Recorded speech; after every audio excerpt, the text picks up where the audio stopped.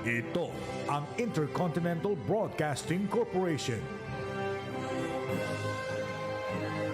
Sa bagong Pilipinas.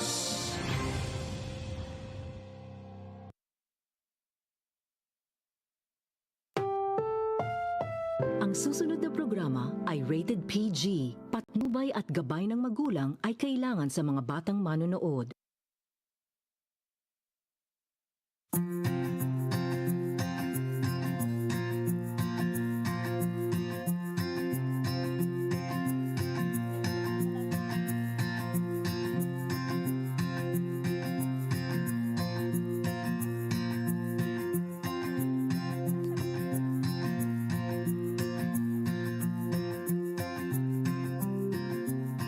Magandang araw sa inyo. Nandito tayo ngayon sa San Jose del Monte, Bulacan. Isang lugar na hindi lamang mga tao ang may mga kwento, kundi pati ang mga hayop na minsang napabayaan, nasaktan at nalimutan.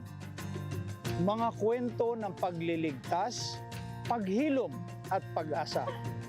Sa Potion Project, natagpuan ng daang-daang aso at pusa ang pag-asa, isang non-profit na organisasyon na nakatuon sa pag-rescue, pag-rehabilitate at pag-rehome ng mga inaabuso at pinababayaang hayop. Samahan ninyo ako, kilalanin ang founder nito na si Bob Ferrer, isang dating corporate professional na piniling talikuran ang kanyang karera upang sundin ang tunay niyang misyon. At ito ay ang iligtas ang buhay ng ating mga furry friends. Katulad po ng kasama ko ngayon. Ako si Bob Ferrer at ito ang Good Stories. Sama ka, kwento natin to.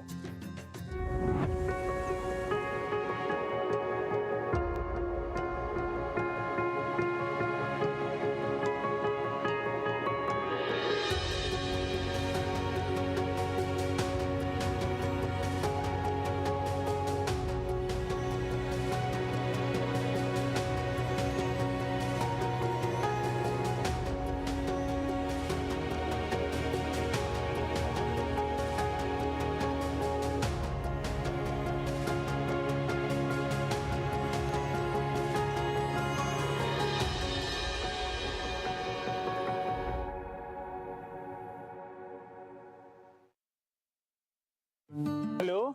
Hello!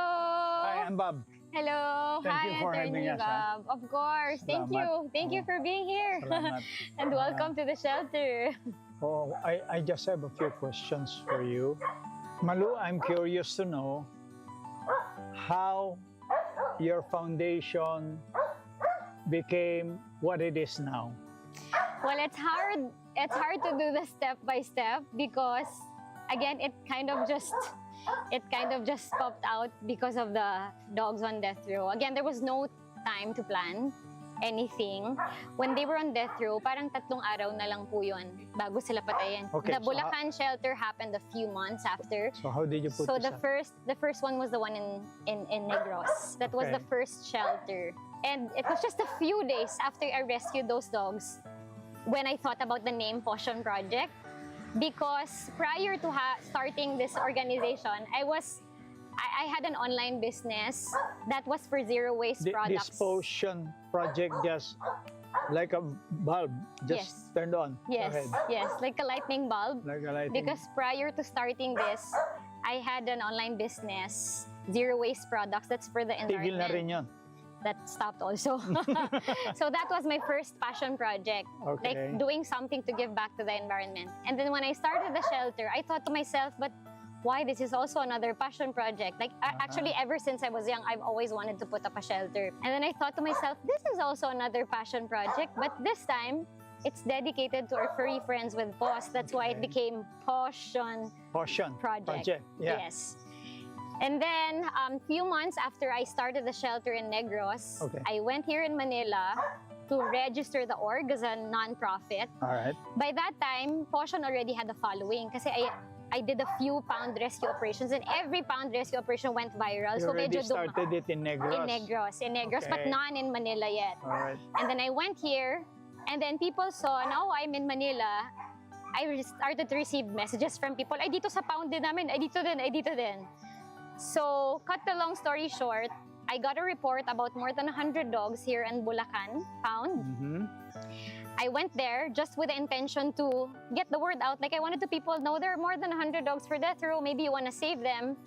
But the pounds have always been my kryptonite. Send me to a pound, and kahit sabihin ko lang maghahatid lang ako ng pagkain, like, I will always find a way to at least save some of them. So I posted it on social media. There's 100 plus dogs on death row. Yung ending ako din yung nag-rescue. Death row na naman. Death row. Basically, when I started the rescue operation in Bacolod, that's when I learned, oh my God, ang dami palang pounds sa Pilipinas. Oh my God, every week pala may mga on death row. So that really what pushed me to start the org. Of course, not primarily to save all of them kasi imposible na ma-save sila. That's more than 13 million strays in the Philippines. But really, I wanted Potion Project to get the word out. I wanted to inspire people that, hey, somebody like me who has no background on vet med, who's never started a shelter, never even read about how to run a shelter, was able to put up Potion Project. How do you put up a place like this? Financially? Yes. Yung pagod, alam ko, galing sa passion mo yun, no? Pero a project as big as this doesn't just happen. Yeah. So, paano natin tuturuan yung mga kababayan natin how to put up kung A shelter. limitado yung kanilang financing? Yes. That's a very, very good question because ngayon medyo madami na po yung nang-i-inspire kahit pa paano to put up a shelter. But I always remind people that running a shelter is not just about taking out dogs from the streets or the pounds and putting them here. The romantic, na It's not all about the mag-aalaga heart. ka ng Hindi hayop. lang siya heart talaga. We're advocates of responsible rescuing. Now, when you rescue them, you have to make sure you bring them to the vet first, get them checked, get them treated, give them food, like more than just basic food and water and shelter. Ang daming mga vettings. You give them quality life. They're vaccinated, spayed and neutered. Every year, nire-renew yung bakuna nila, binibigyan ng pang-ticks. So, it's kind of hard. And lagi ko din sinasabi sa mga tao, you have to feel it in your heart that it's a calling. Kasi hindi pwede na ngayon, feel mo, gusto mo mag-rescue. Halimbawa, meron tayong kababayan na nag-iisip na tularan ka, gayahin ka, make you an idol. Because you inspired them. Can they call you? Can they For call sure. you up, ask for sure. guidance? For and sure. Definitely. And how would they get in touch with you? They can send us a message on Facebook and Instagram. It's Potion Project. And we're all Potion Project. And we're always happy to guide people, especially the right way to run a shelter. Kasi ang dami na din po na mga nangyayari na you rescue animals, especially, out of love for the animals. Pero in the long run, yung animals yung nagsasuffer kasi wala na silang makain or hindi sila mapavet pag nagkasakit. So, based on experience, it's better to start na you have enough resources. Malu, I saw your board. Yeah? I will read it, no? Yes. Sabi, Potion Project. Adopt. If you can't adopt, foster. Ibig sabihin, mag-alaga. Temporarily, kung foster. Temporarily, no? If you can't foster, volunteer. Mag-volunteer po tayo.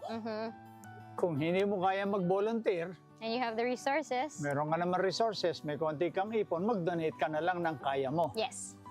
At hindi masakit sa puso mo at sa bulsa mo. Yes. Okay? Kung hindi mo rin kaya mag-donate, Educate. educate. Okay. Or advocate. That I need you to explain. Yes. Ano yung educate na yan? What do you mean by educate yan? That could be educate or advocate. Yun lagi namin Advocate. sinasabi na it costs 0 pesos Okay. to advocate. Or like speak up for them kasi hindi naman sila nakakapagsalita. And I always go back to the day when I started Potion Project. Nag-start to kasi may nag-post So, about the dogs on malumang death row. hikayat tayo Yes. ng pag-aalaga ng hayop. And educate everyone. Let people know na importante yung kapon, Okay. importante na hindi mo sila tinatali or naka-cage lang. Oo. How do you maintain yung pagkain nila? Saan nanggagaling? Sa langit. Do we have donors? Yeah, but other than, I always tell everyone it's all by God's grace talaga. But of course, through the years, we've really worked so hard to get the word out. So we have, we reach out to companies and then we ask for their near expiry supplies kasi tinatapon na lang. So it's also part of the sustainability program. Okay. So we are more than welcome, you know, your near expiry dog food, cat food are more than welcome Tapos here. deductible yata sa kanila yun, ano? It depends also. It depends. Some, they don't really mind at all na to file that. Kasi in the past, talagang tinatapon lang din naman yan. So that, and then we have people regularly visiting Potion Project. Today, I think we've had a number of people booked here. So pag pumupunta sila here, nagdadala sila ng donations. Alright. We have a sponsorship program. So yung mga tao na hindi maka-adopt, pwede sila mag-sponsor one rescue for 1,000 pesos. It's for everyone. It's really for everyone. Like Potion, I've always wanted Potion Project to be a platform and avenue of kindness for everyone. What's the biggest challenge? Oh, there's so many. It's so hard to put everything in just one, but The biggest challenge. I guess running an animal welfare org in this country, third world country, where animal welfare is the least priority, I guess the biggest It's not a challenge. priority. It's not a priority. So is waste management, Malu. It's not a priority Not as priority. well. Not a priority at all. But it really posts threat on life because rabies is still rampant in the Philippines. But again, I want to emphasize, rabies is not inborn. Ang dami kasi na nag-iisip pa Rabies. is not inborn. But It's just like very COVID. dangerous. It's very dangerous, but it can be prevented through a vaccine. So I guess the biggest challenge for animal welfare advocates like us in this country is really primarily the lack of awareness. Kasi kung wala kang awareness, like yun nga, ang daming nagpapa-impound ng mga strays kasi akala nila lahat sila may rabies. I would love to see your facilities. Yeah, we're excited. We're Can I excited to ask show you to you give me a around. tour? Yes, a little over 300 for dogs. Wow, ang dami. Yeah, and then for cats, 50-ish.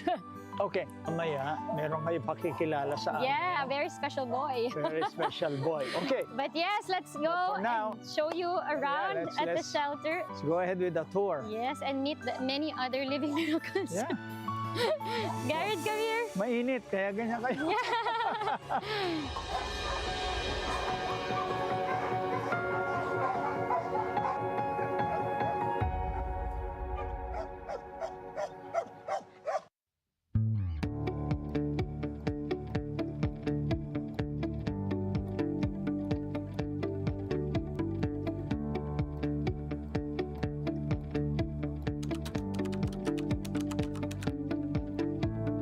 She's a fictional character, but I just really love her and her personality resonates sa akin. It would be Miranda Priestley from The Devil Wears Prada. I love her presence, I love her command, and I wish to learn more from her.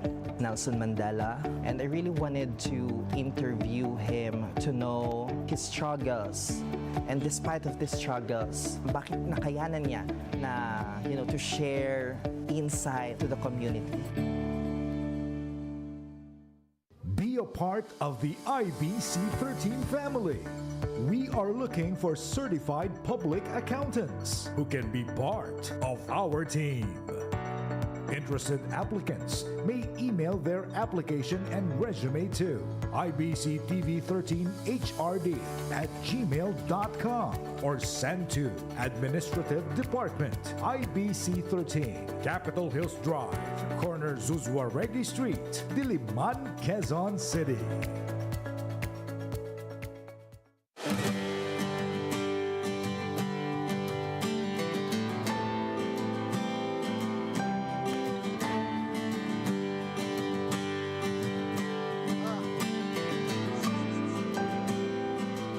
Are you giving me the tour now, Yeah, Malu? for sure. So, and of course, you see again our slogan. When you have presentations, Yeah. it's in stage. Well, basically, whenever we have visitors, then they take their pictures here. Okay. Whatever donations they bring, then we put them here, and then we take pictures with the volunteers and visitors, and kind of give them a little bit of an orientation about the shelter. All our rescues are vaccinated, spayed and neutered, but we remind everyone na, respect their spaces. Hindi naman pwede na bigla na lang mag-pet. Let them come to you. Okay. And remind everyone talaga, some of them have trauma. So I guess it's that. It's really where we welcome people. And then we have some huts here, if you can see. This is a rented property that we are very, very grateful for. Kasi we got this property at a time when we were losing the old shelter. Honestly, that time I had no doubts we were gonna find land. And then we found this lot 10 minutes away from the old shelter, fully fenced, everything, all of our requirements ticked off the box. So we were able to move the rescues here, fully fenced. I mean, how blessed are we? So here we also have, well, supposed to be dapat for dog siya, rescues dapat to dito, but then we didn't have the storage area. Okay. So we put supplies there. And then here, we are going to the area where food is being prepared for the rescues. It's their favorite time of the day, feeding time. And we have our very dedicated caretakers. We wouldn't be where we are right now without all the love and care. 24/7 job. Maraming salamat po sa inyo. Yeah, you see, look at their food. Wow. There's treats, meat, and we mix rice and dog food. It's basically a full meal. Super full meal. How often do they eat in a day? Once a day. Once a day lang talaga. Once a day, and they're all fat.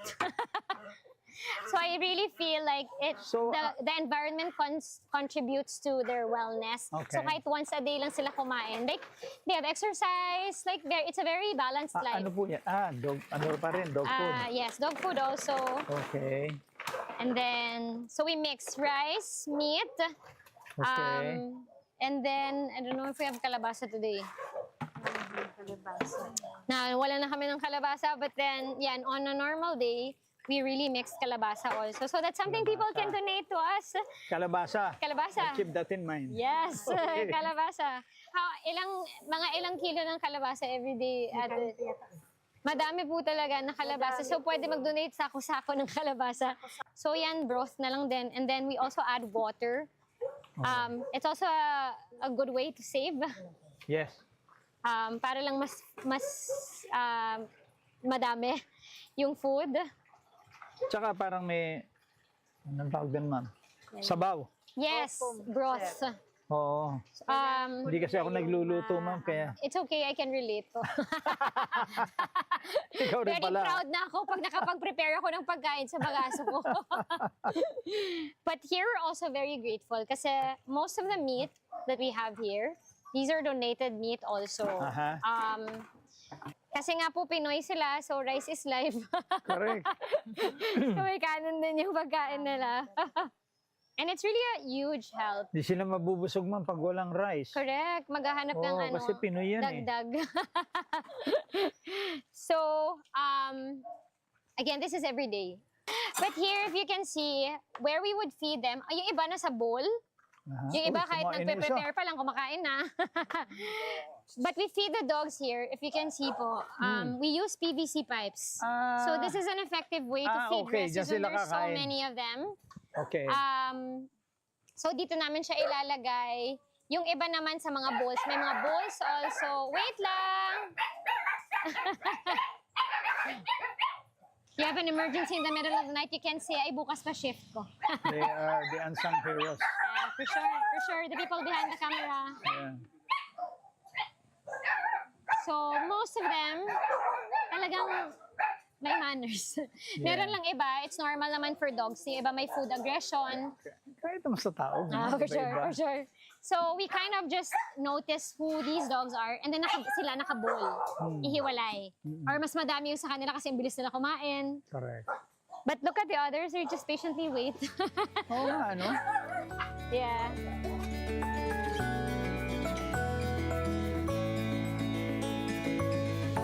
Okay, you've already seen, this is basically just it. It's one big open space for the rescues here upstairs. We'll now go downstairs. Along the way, you'll see more huts kasi yun talaga. They have their own huts here. And we go downstairs where there are more rescues.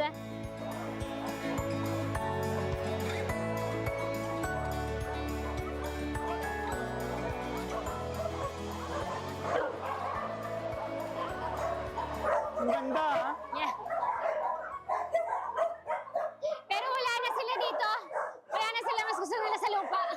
Ang ganda. So we have this main hall here. It's their one big room for the dogs here. Yes, you want to say hi to them? So, them used to stay here. Lupa lang to siya dati, but then when we moved, pinatiles talaga namin. It's okay, Hugo. Pinatiles po talaga namin because it's okay, baby. Smell. So we call this the main hall. But then as you can see, hindi na siya main hall kasi mas main sa kanila yung lupa. Yeah, it's a main hall. It's very impressive. Yun lang, it hapon na. So parang laro sila sa labas. But they stay here. This is basically really to give them shelter when it's raining, when it's super hot. And ito lang, recently lang yan na dyan sila sa labas. Dati dito yan sila sa loob. And then we have kennels here for dogs on rehab. Okay, Lucky.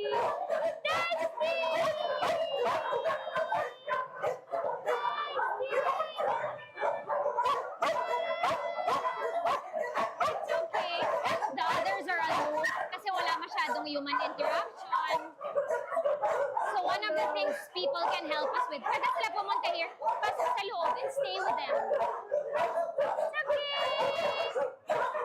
This one, his Tommy, is a victim of animal cruelty. So, nung nirescue namin siya, nakabaon yung collar dito. So, it was so bad, kaya nakaganyan lang. He has a bit of an aggression with other dogs. That's why he's inside. Naalala niya. But very sweet to people. Very, very sweet to people. Come here, boy! Hi, my Tommy! Hi, Tommy! He's so sweet. Very, very sweet. This is also why it's very important also to match rescues to their adopters. Adoptive parents. Yes. Again, because they have been through so much trauma. So sometimes there are people who go here, gusto i-adopt si Tommy kasi ang sweet. But then when we know that they have a dog in the house, we encourage best only dog para wala nang stress. Gusto niya din kasi yung attention sa kanya lang. Correct. I think because for the longest time, he didn't have that. Yes. Oh, my Tommy. Also, Steve, that's from the heart. He was literally dying when we took him in. Nakahiga na siya sa loob ng cage. Like literal hoarding situation. Waiting for him to be dead. Yeah. There's so many. There's so many of them. The others were already mga buto na lang. Patay na yung iba. And then ito, yung mga kitchen dogs. Clearly, pagpasok mo here, malalaman mo bakit sila kitchen dogs. Favorite na lang tulugan yung batya. Ginagawa nilang tulugan? Pero ngayon kasi may bago to yung kubo nila. That's why they're there. But before, they all have their own batya. Wow. So dito naman prepare yung food para sa mga rescues here downstairs. They just ate. Okay.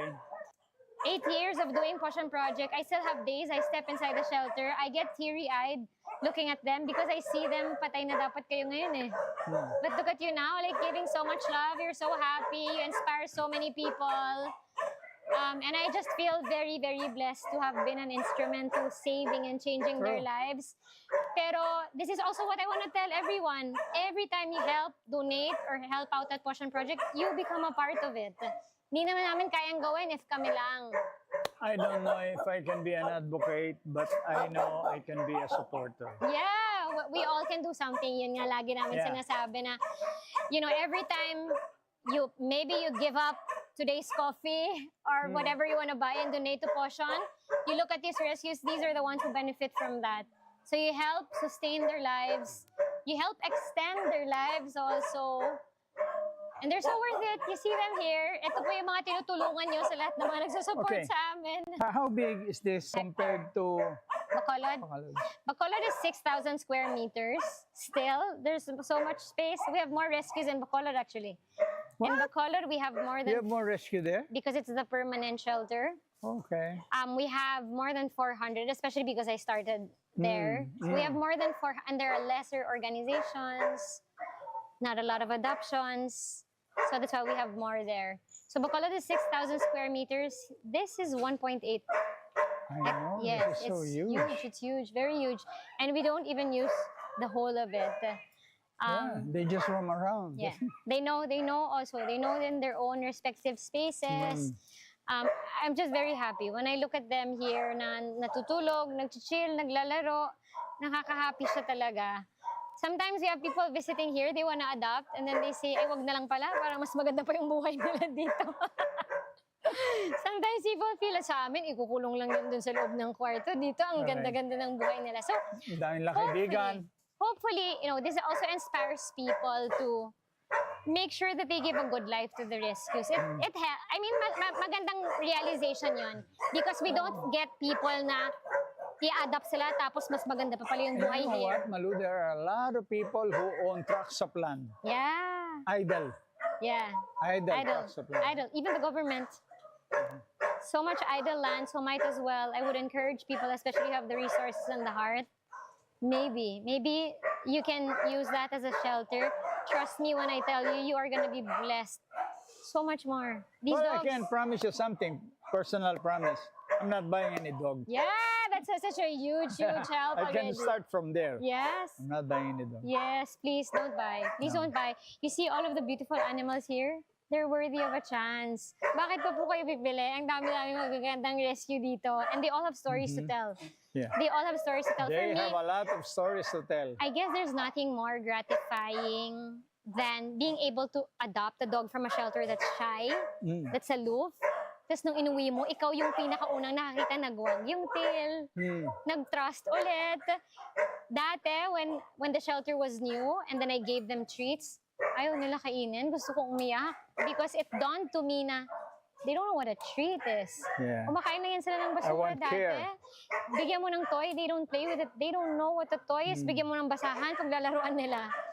So, I tell people, consider adopting also, even the ones that are not very sociable.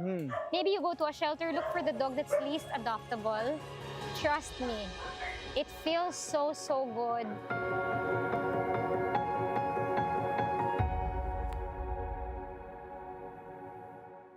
Kayo ba ay may mga isyong may kinalaman sa karapatang pantao o pangkalusugan? Isyung legal at pangangailangang medikal, ito ang programang magbibigay payo, tulong para sa mga mamamayang nangangailangan. Kasama sina Congressman Zia Alonto Adyong at Attorney Mix Nograles. Makakasama niyo kami sa paghahatid ng kwento at tulong, pag-asa at pagbibigay ng mabilis at di kalidad na serbisyo. Tutukan ang lahat ng ito sa House at Your Service tuwing Sabado, 1:00 ng hapon, dito sa IBC 13 at Congress TV.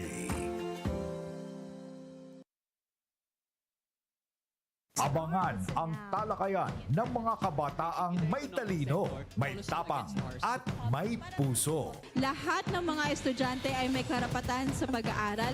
Naiintindihan namin yon. Pero ang tanong, feasible ba yung pinapropose ninyo? Ang tinig ng kabataan, ating pakinggan dahil ang bawat argumento may punto. Kasama sina Faith Santiago, Princess Jordan at Kuya Jude Asidre. Balitaktakan, tinig ng kinabukasan tuwing Sabado, 6:00 ng hapon dito sa IBC 13 at Congress TV. Ayaw.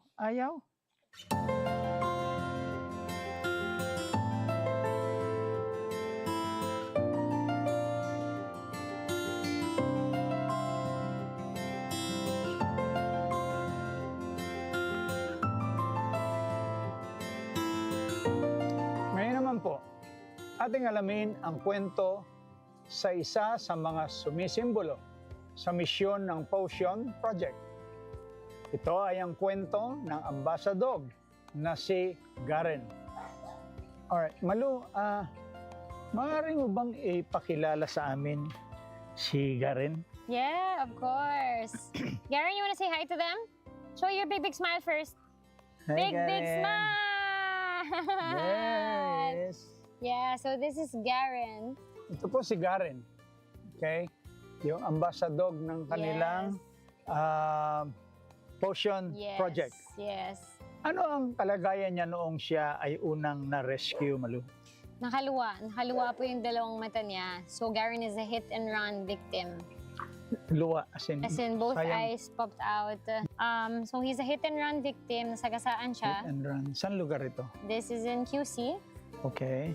And this is a bit common for dogs na mga hit and run victims if Okay. yung impact is sa head. So lumuluwa yung mata niya. If na i-report sana agad si Garen, yung mga ganyang cases minsan nakakaya pa na ibalik yung mata nila Sa kanya hindi kaya. because it was 3 days post the accident. It was 3 days from the 3 accident. days from the accident when he was reported to And us. it was quite severe. Yeah, very severe, very infected na no way to repair it. And the only solution then was eye enucleation. So Okay. tinanggal both na mata ni Garen and then tinahi by Tinanggal na one of our altogether. one of our Tapos tinahina. volunteer vets, Doc Anjo. Okay. Nung dinala si Garen sa vet, kahit nakaluwa yung mata niya, nakasmile. Nakasmile Talaga? pa rin siya.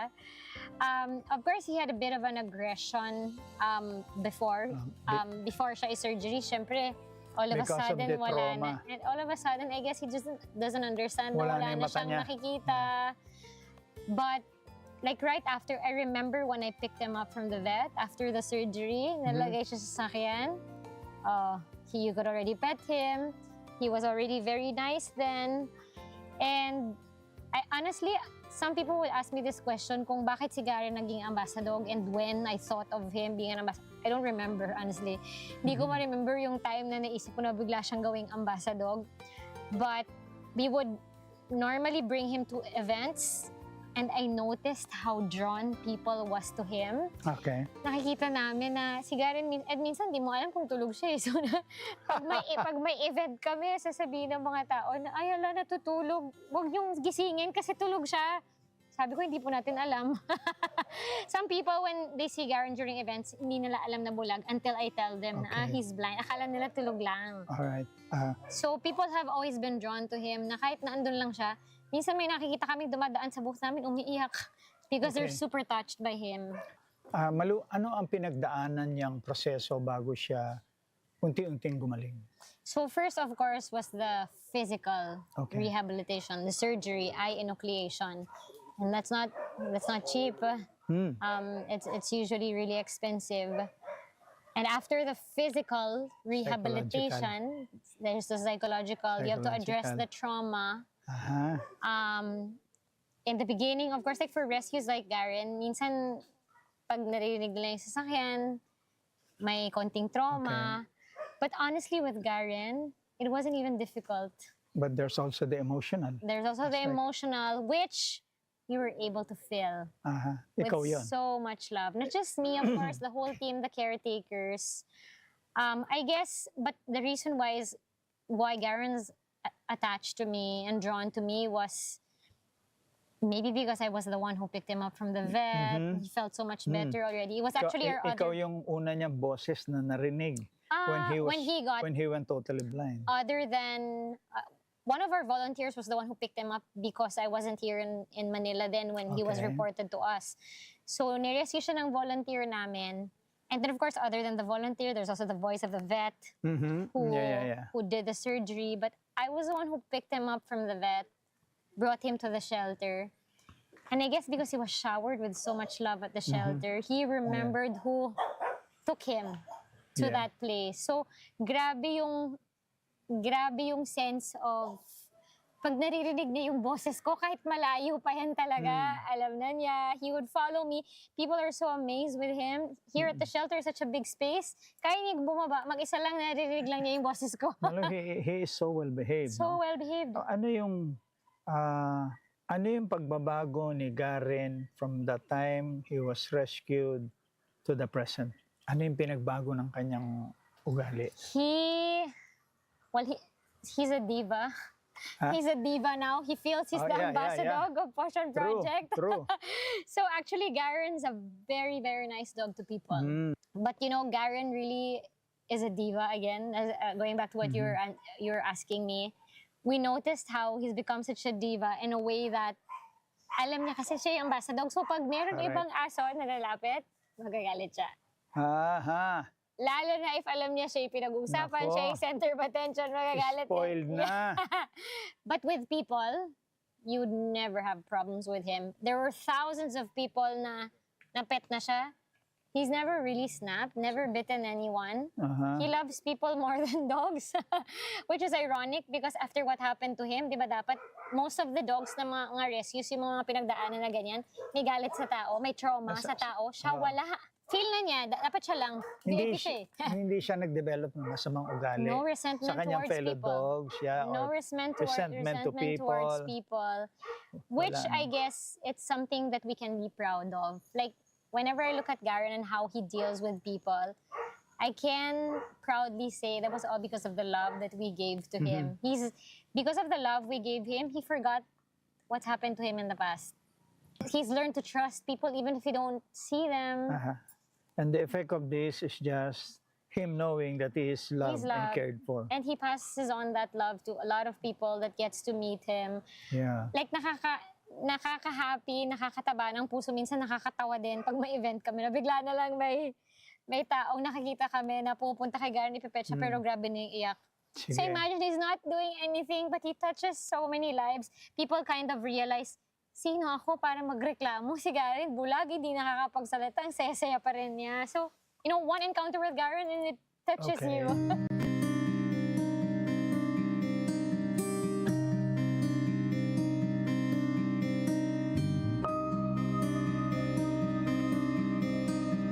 Tinuro sa amin ni Miss Malu na yung energy mo ay kailangan positive. And kailangan din assuring na magiging alright yung dog. And then yung ginagawa po namin is slowly but surely understand na okay po yung rescue. Kailangan po i-rehabilitate, maging better po siya. Ako po, ang ginagawa ko po is naupo lang ako sa isang sulok ng shelter. Yung others siguro get away from the shelter or maggawa ng ibang libangan. Ako, upo ako sa sulok ng shelter at obserbahan yung mga rescues. Na kung nakikita mo sila at peace at safe, doon mo realize na worth it lahat ng ginagawa mo. So, kahit nakaka-drain siya, alam mong may purpose yung drain moments. Pag halimbawa yung aso matapang, tapos kailangan pamuhin mo lang sila. Halimbawa, ng matapang, pakainin mo, lapitan mo, alagaan mo sila. Lumalapit, hindi silang habang hindi pa sila maamon sa iyo, tiyagaan mo lang talaga para maano yung aso na malapit sa iyo, maano yung emosyon ng aso na makuha rin niya ang loob mo, makuha ko rin ang loob nila na okay pala, napakain sila sa araw-araw, tapos napapaliguan. Hindi naman, parang hindi po kami napapagod na dito na tumagal kami kasi matagal na parang gusto namin magpahinga pero hindi namin matiis na hindi namin masikaso yung mga aso. Kung may lakad kami, okay, asikasuhin mo na, pakainin, linisan, bago kami mag. Ako po yung fulfilling moments ko is ma-adapt sila. Makita na yung best life ay nabigay namin sa kanila. Although hindi lahat na-adapt, na-accept na namin yon, pero alam namin na kahit nag-cross na sila ng Rainbow Bridge dito sa shelter, alam namin na we gave the best life pa rin in the shelter. Nakita na masaya sila, walang problema, kaya yun po. Wala naman din po talagang kasi kung ma-rescue na, pasalamat na nga rin kami kasi maganda na ang buhay niya. Tapos pagka nandito naman, ayun, pagka in-adapt, ayun, naiiyak din kami kasi aalis na sila. Kaya lang masaya din dahil maganda ang buhay nilang mapuntahan. Hindi ko makalimutan na rescue. Yung first favorite rescue ko si Jack. Kami ng kapatid ko, nung unang punta namin ng shelter, nakita namin si Jack. Isa siyang K9 na hindi na pasa dun sa test. So, na-abandon siya. And then, na-rescue ni Potion Project. Noon talaga, isa lang po talaga yung alaga namin. Nung una, parang hindi ko rin talaga na maraming aso.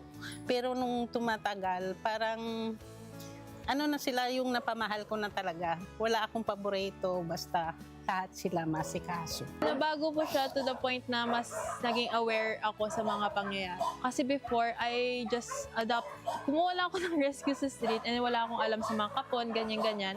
And then when I followed Potion Project po, yun, nakita ko po na kailangan ikapon, kailangan din i-vaccinate yearly.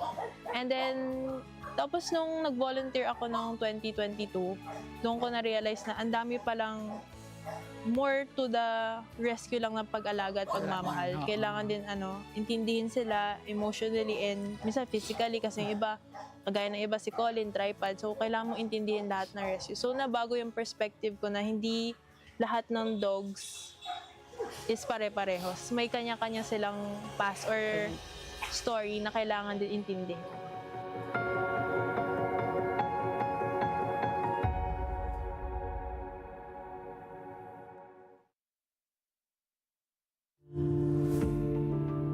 Sila ang mga hinalal ng taong bayan upang maisulong ang kaunlaran sa bayan at maiangat ang antas ng kabuhayan ng mamamayang Pilipino.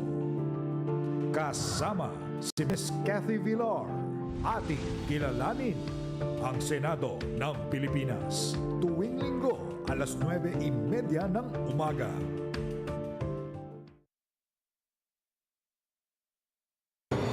Bagong Pilipinas. Mahalaga ang kapakanan ng bawat isa. Lahat ng aspeto ng lipunan pinagtutuunan ng pansin ng pamahalaan at ni Pangulong Ferdinand R. Marcos Jr. Bagong Pilipinas, PBBM, Lingkod ng Bayan. Tuwing linggo, alas 8:30 ng umaga.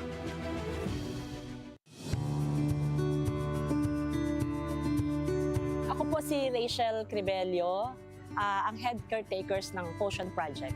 Nag-start kasi si Potion 2018, so nag-start si Miss Malu 2 months na ang nakakalipas nang mag-meet kami sa dog pound ng City Vet ng San Jose.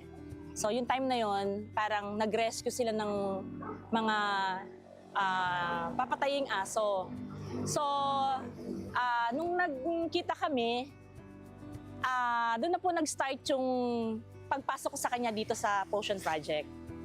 So, syempre nag-start lang po sila, wala silang caretakers. Kasi po, before po kasi ako napunta ng Potion Project, sa Philippine Animal Rescue Team po ako nag-work. So, 5 years po ako doon, nag-move na po sila sa Camarines Norte. So, doon po, timing po talaga. Siguro talaga pong meant to be kami na mapunta rin po ako kay Potion Project. So, after po ng ilang months, nag-start na rin po ako kay Potion. Lumipat na po ako kay Potion kasi nasa Camarines Norte na rin po sila.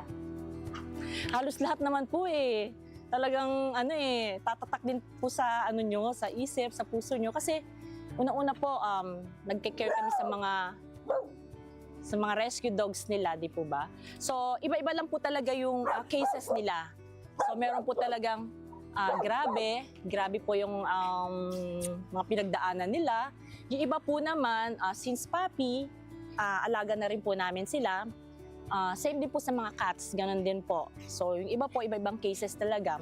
Merong mga sobrang grabe talaga from nagkakaroon po sila ng mga major operations like yung kay Sixto. So siya po talaga, hindi rin po namin makalimutan kasi lagi po namin nakikita yung development po ng pag-rescue sa kanya and then yung bibig po niya. Ayan po siya po yung mga bagong rescue, kailangan rin pong bisitahin every hour o kahit hindi every hour, at least mabisit mo sila para din po mapamiliarize po sila sa amin, sa akin, then para din po mas mabilis silang makarecover doon po sa mga trauma na pinagdadaanan po nila. Siguro ma'am, sa umaga pa lang kasi, nasa isip ko na yung mga una kong gagawin. So sunod-sunod yan, habang ginagawa ko yung isang trabaho ko ma'am, nasa isip ko na yung mga susunod. So, doon ma'am, hanggang sa natatapos ko rin yung trabaho sa maghapon, kasi nga, bago ko pa ma'am gawin yun, alam ko naman sa isip ko yung mga gagawin ko susunod, ganyan, ganito gagawin ko, ganyan. So, may time pa rin po ako para sa sarili ko, may time din ako para sa mga personal kong alaga, may time din po ako para sa pamilya ko. Kumbaga, nagkakaroon lang po ako ng time management. Actually, ma'am, sa part ko rin po, ma'am, mahirap kasi may mga ibang caretakers kasi dito. Since ako po ang pinakamatagal sa kanila, syempre po, hindi lang naman din, ma'am, ako ang caretakers dito. So may mga ibang caretakers din po, ma'am, na kailangan kong pakisamahan. Kailangan ko rin po silang intindihin para din po doon sa syempre po, sama-sama kami dito, di po ba? So, kailangan ko rin pong pakisamahan talaga sila. Syempre, para din po sa mga alaga namin. Kasi, kasi ma'am na halimbawa, meron kayong misunderstanding ng mga kasama yung caretakers, affected po ang mga aso. Affected po sila. Syempre, di po ba? Pag galit ka sa parang pati sila nadadamay. Pag masama loob mo, pati ma'am sila, ramdamin nila, nadadamay din po sila. So, para ma'am sa akin, kailangan ko ma'am na gawin din po yung kung ano ma'am yung dapat na para sa kanila.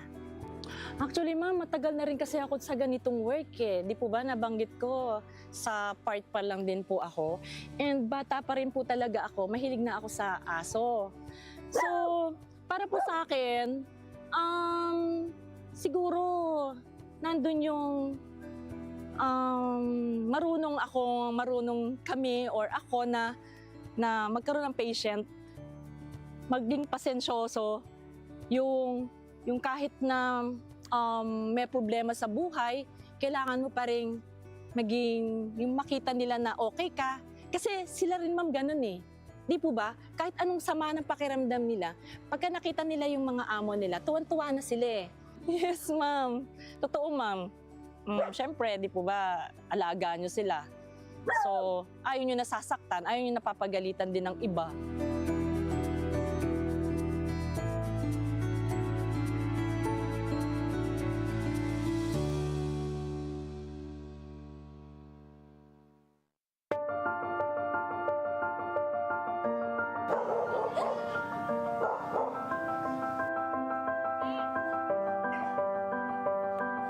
Malu, pag-usapan natin ang mga narating ng Potion Project at ang mga pangarap pa na gusto ninyong mabot para sa ating mga furry friends. Yeah, so almost 8 years now of Potion Project. We've built 2 shelters in 2 different places, In Bacolod and here in Bulacan. Okay. We've rescued over 3,000 dogs and cats. Oh, that's a lot. We have rehomed over 2,000. Congratulations, that's a lot. We've sent a few rescues to Canada, Las Vegas. We have a rescue from Taal, nasa Europe na. Nasa Europe na? Yeah, we have one in Europe, we have one in Las Vegas, we have a few in Canada already. Fantastic, no? Living better lives than me. Yeah. We have also some rescues here adopted by celebrities. Rescues just living the best life possible, which is really what we've always wanted for them. And I guess for me, the biggest achievement I can say for Potion Project, this is based on the messages I would get from random people I don't know. We've had some breeders message us, we stopped breeding because of you.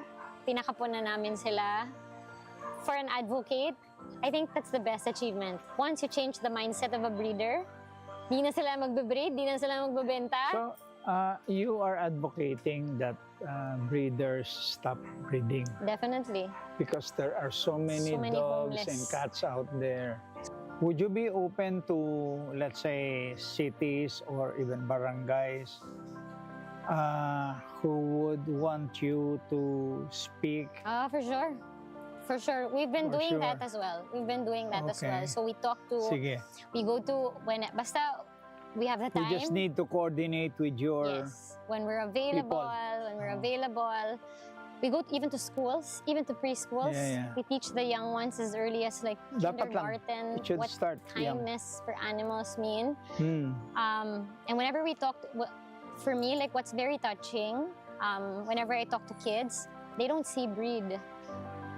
Like even if you show them a picture of a corgi, maybe they'll say it's a dog, and that's how it's supposed to be. Like we should never view them as, based on their breed. It's a dog, it's a cat, and it has a life, and it's worthy of saving, and it's worthy of chance. So we have so much to learn from children, actually. Meron ako.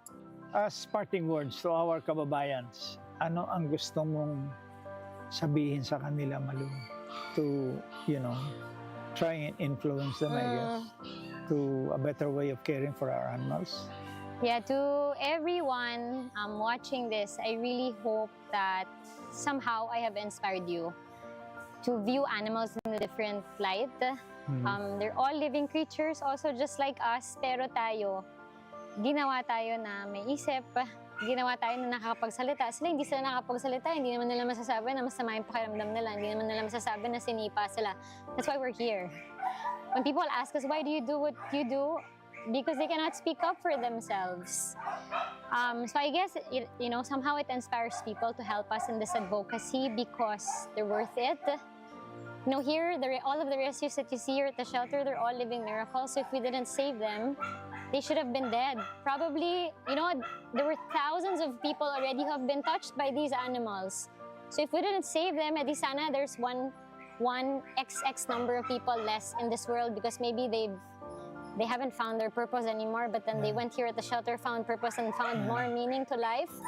So I guess it's that. I just want to encourage people to be kind to animals. We share this living planet with them.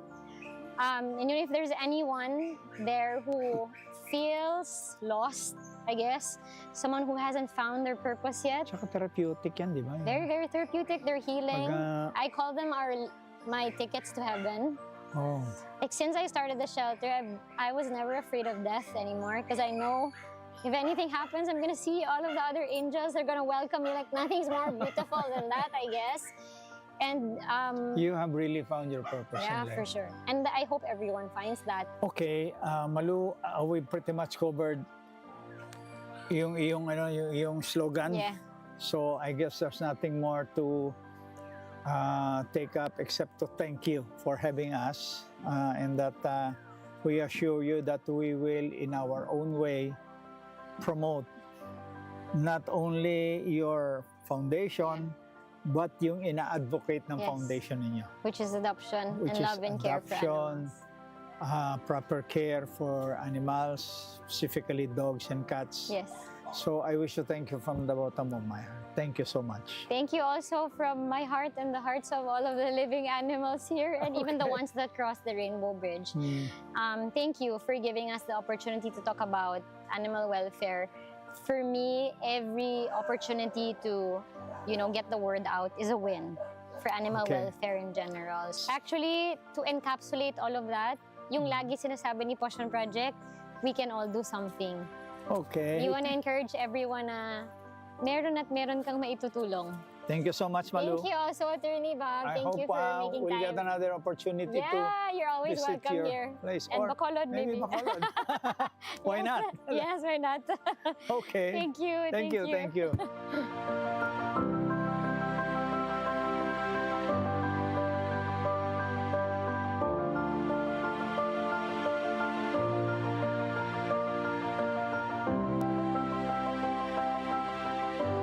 Sa bawat aso at pusa na nasagip ng Passion Project, hindi lang isang hayop ang nabigyan ng pagkakataong muling mabuhay, kundi isang kwento ng pag-asa ang muling naisulat. Para kay Garen at sa daang-daang furry friends na dumaan sa Passion, makikita natin na ang pagmamahal ay hindi lang kayang baguhin ang isang tao, pati na rin ang buhay ng ating mga alagang hayop. Kita-kits ulit tayo sa susunod na linggo para sa iba pang kwentong nakaka-inspire dito lang sa Good Stories.